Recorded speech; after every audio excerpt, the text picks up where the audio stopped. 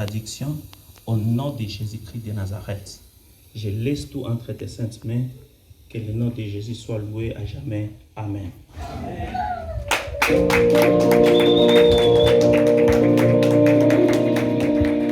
Alléluia. Alors je vous salue tous au nom précieux et glorieux de notre Seigneur et Sauveur Jésus-Christ. Et ça me fait du bien, et ça fait du bien à tout le monde. Ça me fait plaisir de nous revoir encore une fois. Que Dieu vous bénisse. Amen. C'est vrai, vous êtes merveilleux, vous êtes courageux, vous êtes à féliciter. Parce que nous comprenons qu'avec l'activité d'hier, si vous vous êtes réveillés et vous êtes revenus, ça prouve votre engagement, votre amour envers le Seigneur. Alors vous allez juste saluer celui qui est à votre côté, dites-lui félicitations pour être venu. Amen. Alléluia.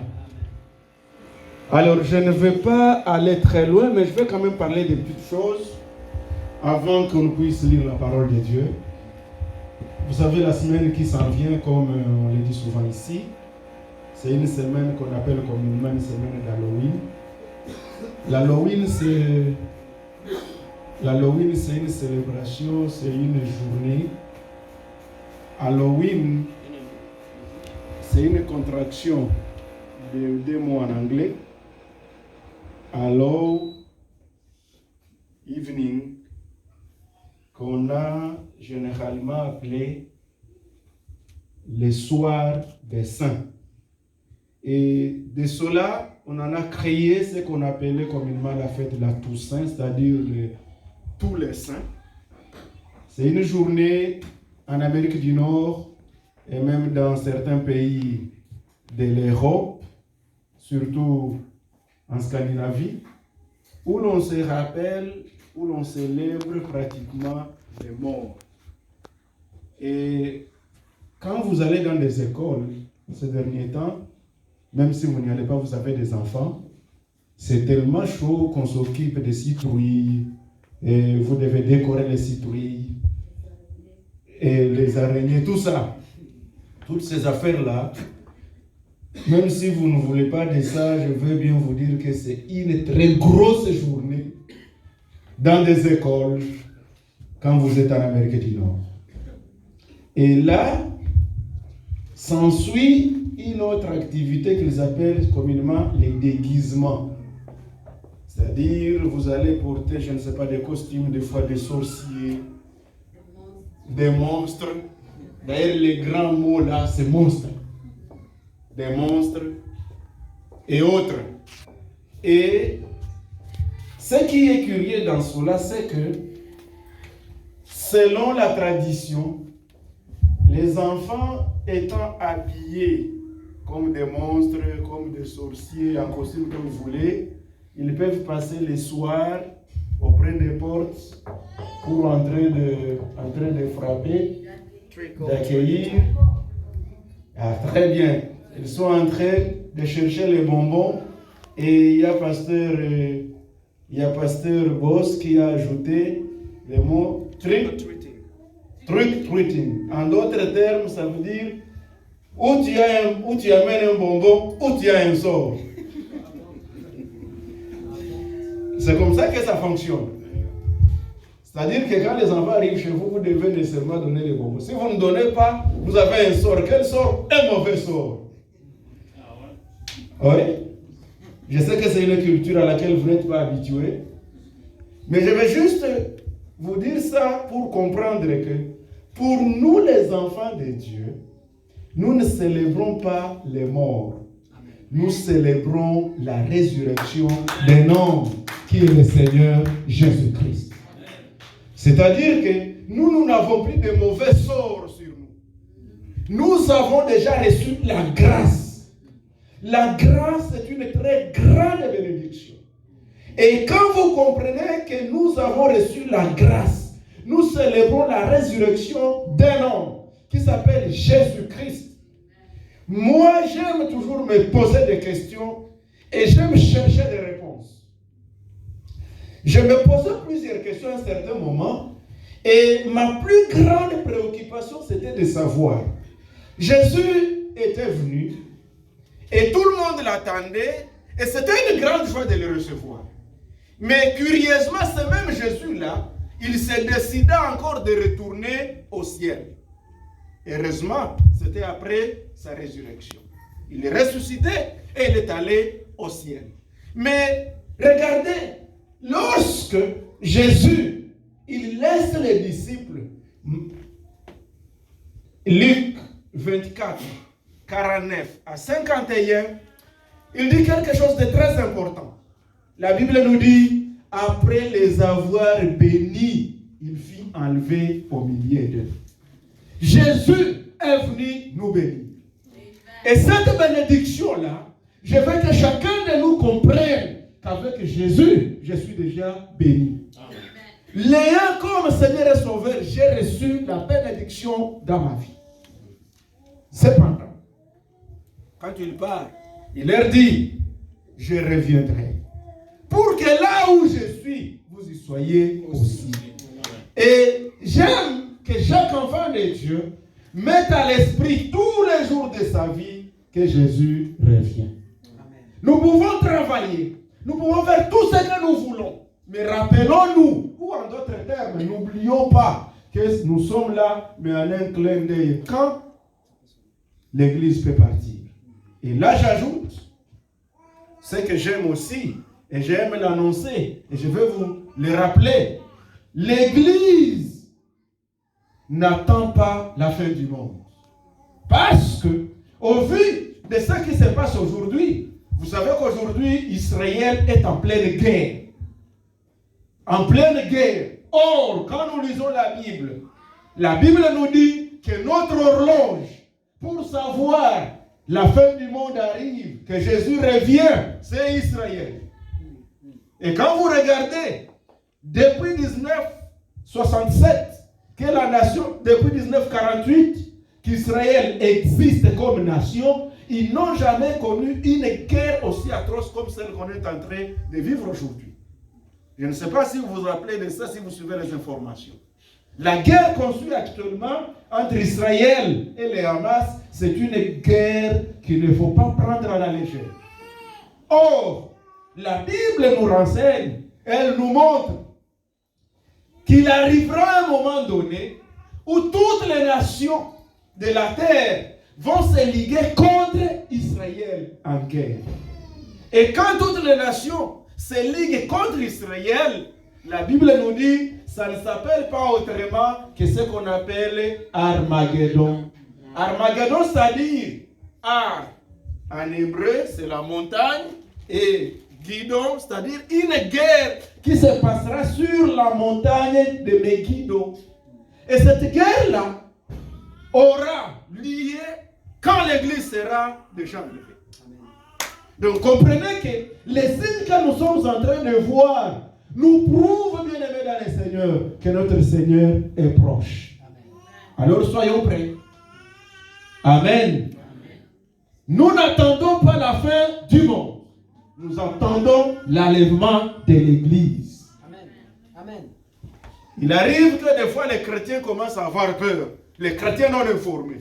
Ils se disent, oh voilà, au vu de cette guerre-là, c'est maintenant la fin du monde. J'entends déjà dire ça. Comme Israël est en guerre, c'est la fin du monde. Et moi, je répète, toi et moi, nous n'attendons pas la fin du monde. Nous attendons le retour de Christ. Amen. Et il revient bientôt. Amen. Cependant, avant qu'il n'arrive, lisons ensemble. Exode, chapitre 17. C'est là que nous allons lire aujourd'hui. Avant que Jésus n'arrive, il y a quelque chose que nous devons mettre à l'esprit. Exode 17, 8. Et nous allons jusqu'au verset 15. Nous allons lire pour la gloire de Dieu. Amen. Nous pouvons nous tenir debout pour la lecture de la parole de Dieu. J'attends que chacun de nous se trouve à la page. Merci. Nous lisons. Exode 17, verset 8. Amalek vint combattre Israël à Rephidim. Alors, Moïse dit à Josué, choisis-nous des hommes, sors et combat Amalek.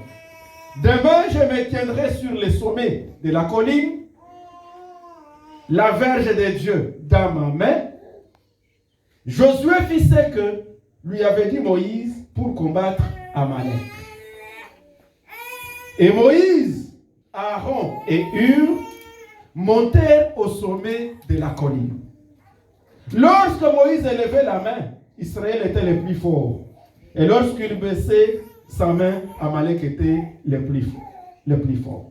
Les mains de Moïse étaient fatiguées. Ils prirent une pierre qu'ils placèrent sous lui et il s'assit dessus. Aaron et Hur soutenaient ses mains, l'un d'un côté, l'autre de l'autre. Et ses mains restèrent fermes jusqu'au coucher du soleil.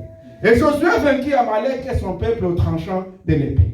L'Éternel dit à Moïse, écris cela dans les livres, pour que les souvenirs s'en conservent, et déclare à Josué que j'effacerai la mémoire d'Amalek de dessus les cieux. De dessous les cieux plutôt. Moïse bâtit un autel et lui donna pour nom l'Éternel ma bannière. Alléluia. Il dit, parce que la main a été levée sur le trône de l'Éternel, il y aura guerre de l'Éternel contre Amalek de génération en génération. Ainsi dit la parole du Seigneur. Assoyez-vous, que Dieu vous bénisse. Amen. Amen. Tendre Père, merci pour ta parole. Bénis-la, parle-nous, révèle-nous ce que tu veux que nous comprenions ce jour. Au nom du Seigneur Jésus. Amen. Aujourd'hui, je vais parler d'un sujet qui s'intitule « Ensemble, nous pouvons ». Ensemble, nous pouvons. Mais du moins, ça signifie qu'en d'autres termes, nul n'y arrive seul. Ensemble, nous pouvons. Dans la vie nous enseigne plusieurs choses. La maison ici, ces bâtiments où nous sommes réunis, et pour lesquels je vous remercie encore une fois, car c'est ma première fois de me tenir sous ce chair, depuis que vous êtes ici. Merci d'avoir réuni les moyens. Merci pour tous ceux qui contribuent pour que vous ayez un endroit pour adorer le Seigneur. Amen. Cependant, quand je vois ces bâtiments, je comprends qu'il a requis les besoins de l'architecte. Mais l'architecte seul n'a pas suffi pour que cette maison nous donne les meilleures conditions. Après l'œuvre de l'architecte, on a eu besoin d'un électricien, afin qu'il puisse arranger l'électricité. À part lui, on a eu besoin peut-être aussi d'un plombier pour qu'il puisse faire les installations. Et à part le plombier, on a eu quelqu'un pour mettre les plafonds. Et d'autres peut-être pour arranger même les pavements. En d'autres termes, la construction, ce n'est pas une œuvre individuelle. C'est une œuvre de beaucoup de gens. Vous avez une voiture. Peu importe la marque de votre voiture, qu'elle soit Toyota, qu'elle soit Hyundai, qu'elle soit, je ne sais pas moi, Ford, peu importe la marque de votre voiture, elle n'a pas été touchée d'une seule main de technicien. Elle a été touchée de plusieurs mains. D'autant plus qu'il y a celui qui fait les moteurs, l'autre qui amène la batterie, il y a une autre usine qui vous fabrique, je ne sais pas moi, les portières, une autre usine. Et vous vous rendez compte que cette voiture que tu as là, elle a été touchée par plusieurs entreprises pour qu'elle soit ce qu'elle est. Il en est de même pour l'œuvre de Dieu. Pour qu'on soit efficace, on a besoin de tout le monde. Et Dieu, dans sa souveraineté, il a donné à chacun un talent. Il ne nous a pas donné tout lui-même. À un moment donné, j'ai fait beaucoup d'années. J'ai prié, j'ai jeûné même pour que je sois un bon chanteur. Mais je vous assure, je n'ai jamais été un bon chanteur et j'ai abandonné la requête. J'ai compris que Dieu ne m'a pas appelé pour être chanteur. J'ai même essayé de jouer à la guitare, mais je n'ai rien reçu là-dessus. Mais quand j'ai découvert que mon talent était plutôt de prêcher la parole, d'enseigner la parole, d'évangéliser, j'ai compris que je devais être satisfait de ce que j'ai. Et là, je vais être utile quand j'enseigne, quand je prêche, quand je prie. Et les amis qui chantent vont m'être utiles pendant qu'ils chantent. Les amis qui s'occupent du service de protocole vont m'être utiles. Les amis qui organisent les sons vont nous être utiles. En d'autres termes, nul n'y arrive seul, mais ensemble, nous pouvons. Nous voulons que l'Église de Dieu soit forte. Bien-aimés, vous qui avez été ordonnés et consacrés hier, vous avez été ordonnés et consacrés, ce n'est pas à dire que c'est vous seuls qui travaillez. Tout le monde travaille. Amen. Et Dieu payera chacun selon son œuvre et selon sa fidélité. En d'autres termes, ceux qui n'ont pas été ordonnés hier ou consacrés, ne vous en faites pas. Il n'y a rien que vous ayez perdu. Car c'est Dieu qui sonde les cœurs et les reins.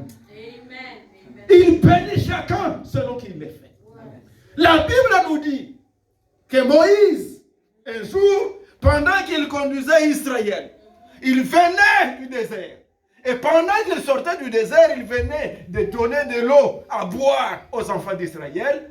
Et curieusement, il fait face à un peuple qu'on appelle les Amalécites.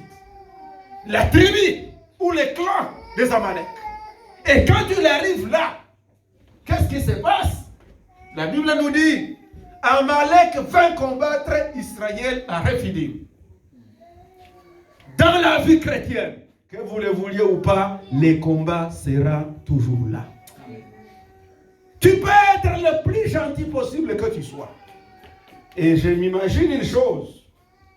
Si tu aspires à être grand, attends-toi au combat des grands.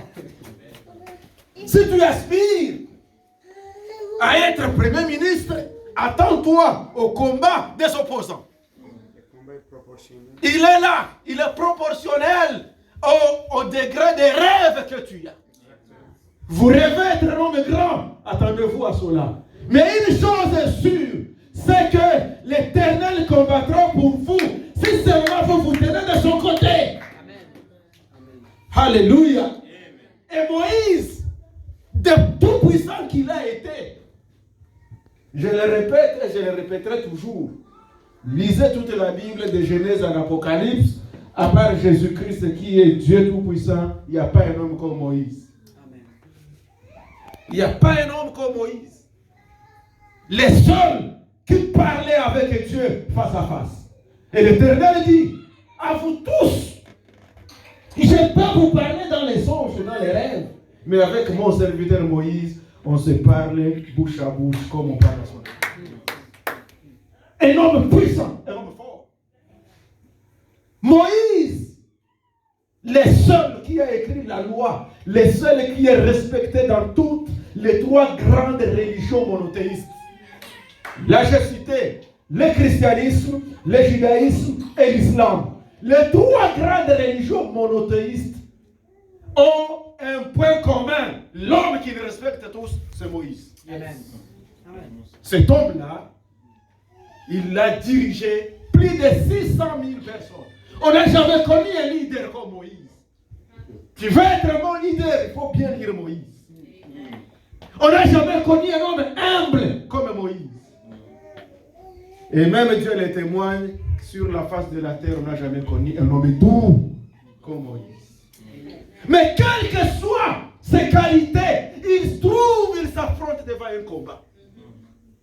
Amalek se tient debout pour lui faire face.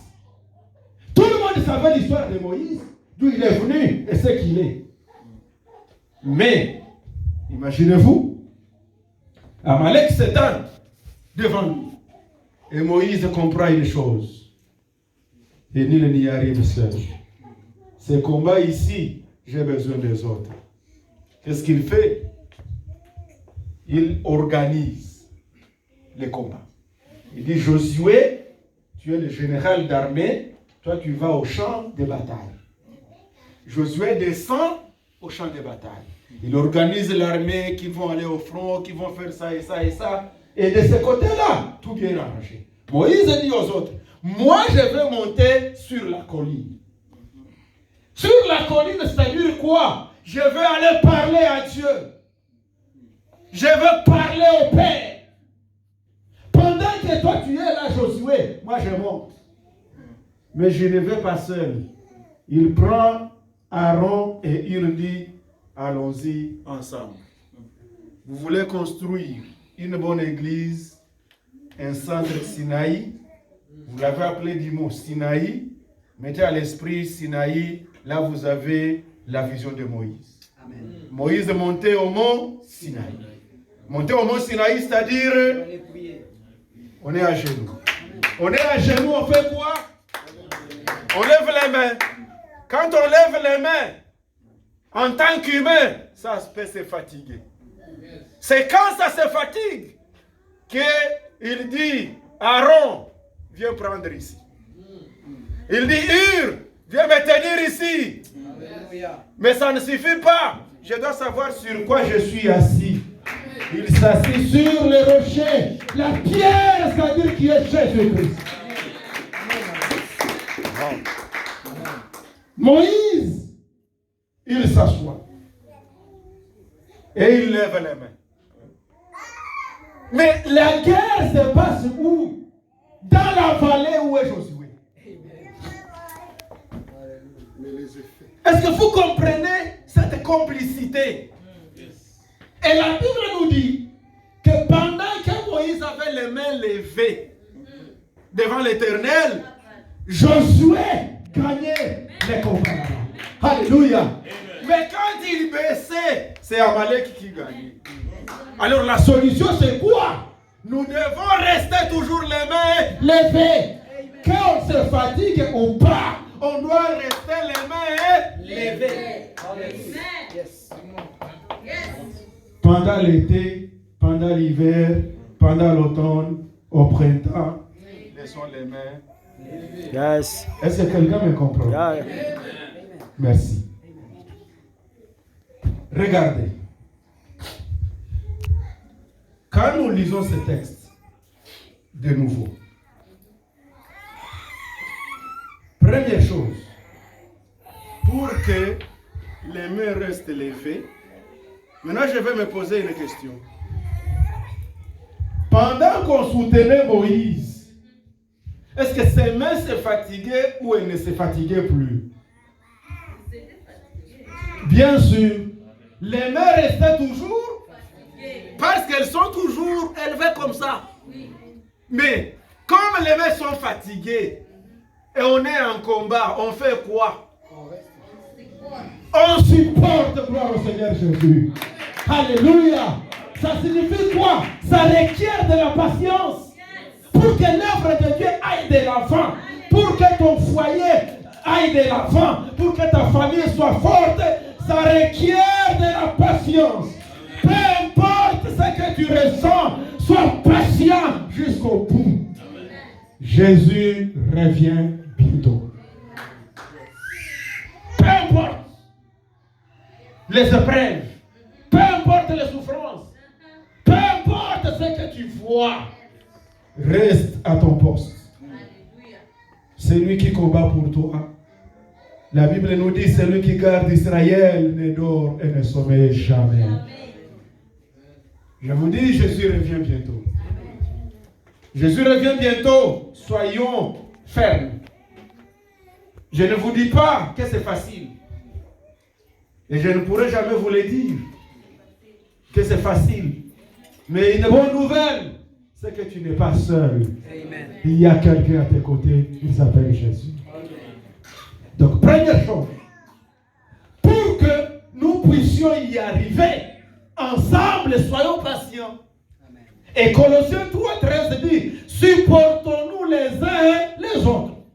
Si quelqu'un a raison de se plaindre de son frère ou de sa soeur, la Bible dit, pardonnons-nous les uns les autres. Amen. Comme les bien-aimés venaient de le dire tout au début, pardonnons-nous les uns les autres, comme Christ nous a pardonnés.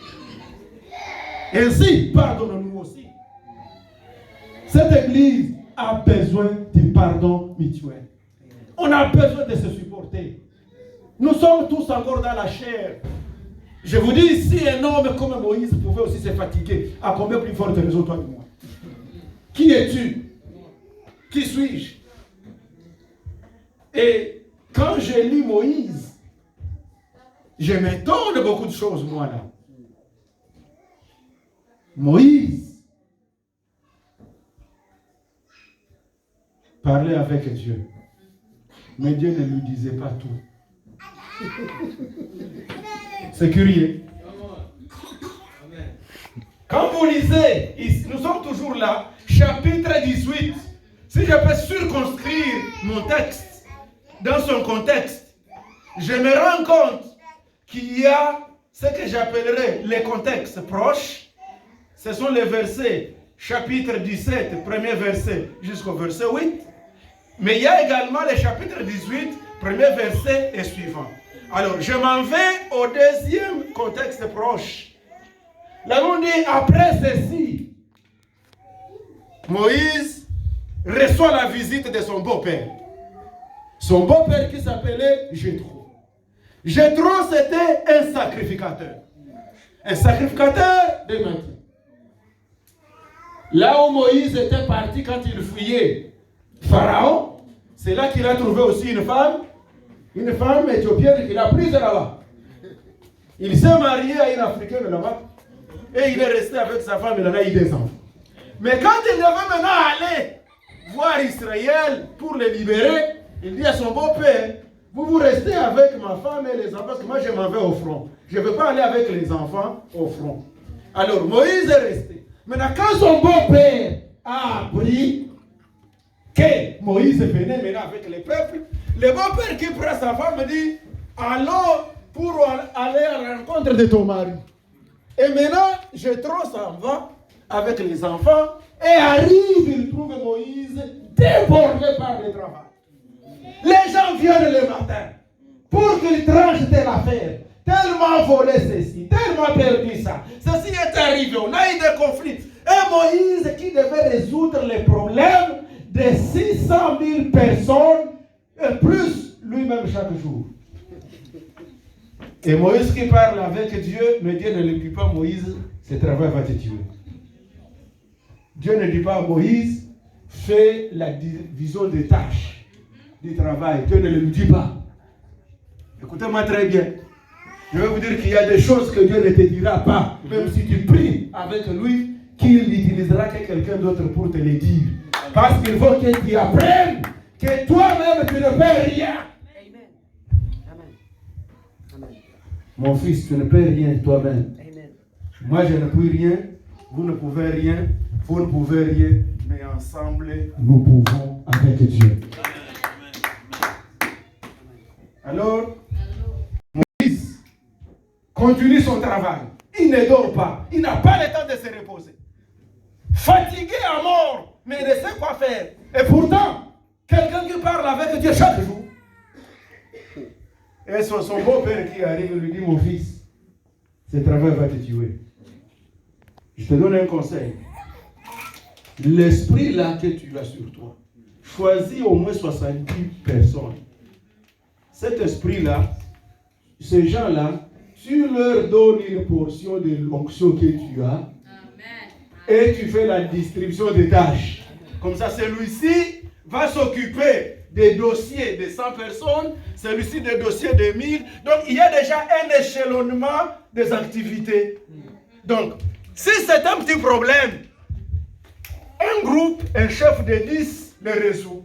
Un chef de 100, un chef, je ne sais pas moi, de 1000. Et maintenant, on va t'emmener seulement le gros dossier. Voilà comment tu dois organiser le travail. Amen. Et la Bible nous dit, Moïse a écouté les conseils de son beau-père. Et quand tu l'as organisé ça, le travail est devenu très fluide pour lui, très facile. Amen. Maintenant, ma question. Pourquoi Dieu n'avait pas dit à Moïse lui-même de faire ça, lui aussi? Lui, il voyait tout ça, n'est-ce pas? Mais pourquoi il ne lui a pas dit? Parce que Dieu voulait faire comprendre à Moïse que tu as besoin des autres aussi. Quelle que soit la relation que j'ai avec toi, tu as aussi besoin d'une relation horizontale avec d'autres. Il y a beaucoup de fois, nous commettons les erreurs où nous disons, moi c'est seulement Dieu. Moi quand Dieu ne m'a pas parlé, moi-même je le fais, dis attention. Il y a des choses que Dieu ne te parlera pas et qu'il me parlera pour venir te le dire. Il y a des choses qu'il ne me dira pas et il te dira pour venir m'en parler. Amen. Pourquoi? Dieu souhaite que nous soyons humbles. Amen. Le plus grand péché, même si des fois nous l'oublions, qui a existé s'appelle l'orgueil. Le plus grand de tous les péchés, c'est l'orgueil. Celui qui détruit tous les hommes de Dieu. Ça commence par l'orgueil. Moi, je ne prêche pas comme tel. Si c'était moi qui prêchais, ça devait être ceci. Attention. Attention, bien-aimés dans les Seigneurs.